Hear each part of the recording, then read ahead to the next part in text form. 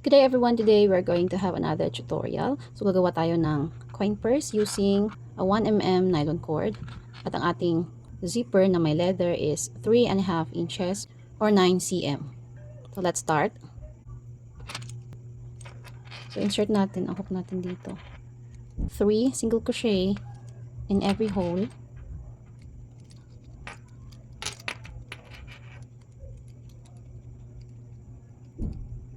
So 1,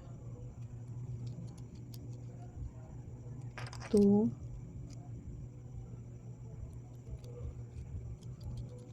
3,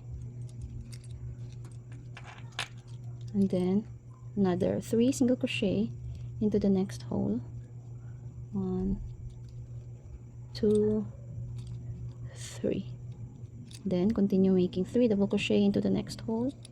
1, 2, and 3. So we'll just repeat this process until we reach the other side.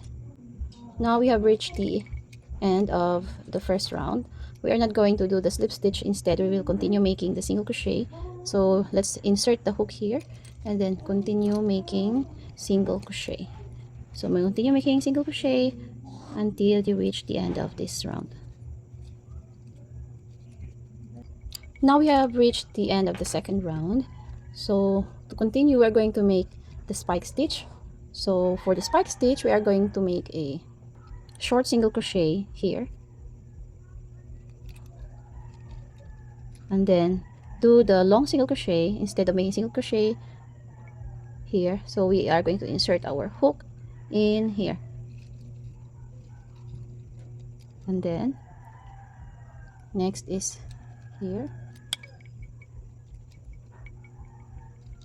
Skip one hole and insert the hook into the next hole to make the long single crochet, and then short single crochet. Skip this one, insert the hook into the next hole for the long single crochet, and then short single crochet here at the top, and then long single crochet. So skip this hole, insert the hook into the next hole, and then another short single crochet, and then skip this one, insert here for long single crochet. So just to repeat the process until we reach the end of this round. So this is now the example of the spike stitch I have made, but the yarn that I used in this coin purse is a polypropylene yarn, this one. So dito sa last round, what we did is we made a short single crochet. So if you have noticed, this one, kita ba? So this one is our long single crochet. So dahil short single crochet ang ending natin, so we are going to skip this part. So after the long single crochet, we are going to make a long single crochet here. So this part, this one here. So this is where we are going to make our long single crochet. So insert the hook here to make long single crochet, and then here is the short single crochet, and then long single crochet, short single crochet, and then long single crochet, short single crochet.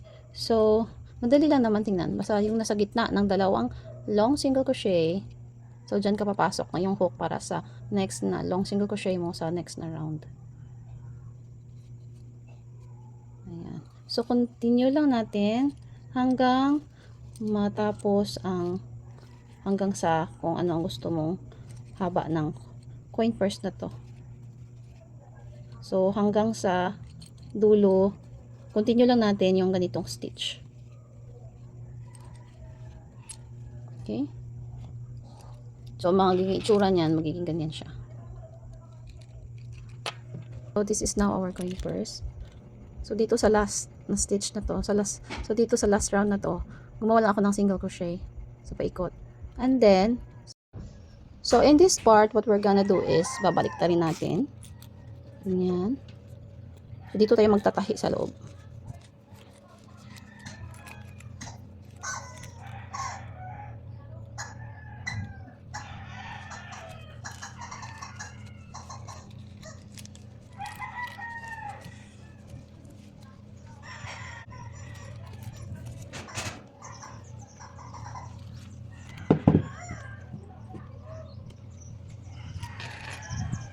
Okay, ganyan. And then, mag-i-slip stitch tayo. Slip stitch natin yung sa labas. Ganyan. Yung sa labas. And then, this one. So, slip stitch.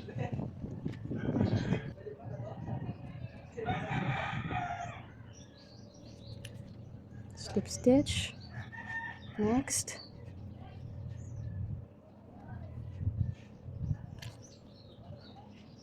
So, patuloy lang natin to hanggang makarating tayo dito. So, this is the ending. Cut na natin. And then, ilalak.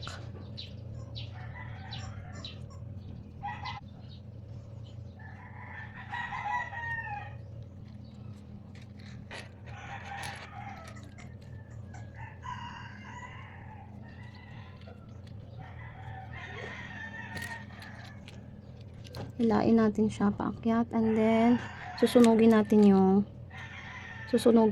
dulo. Ayan.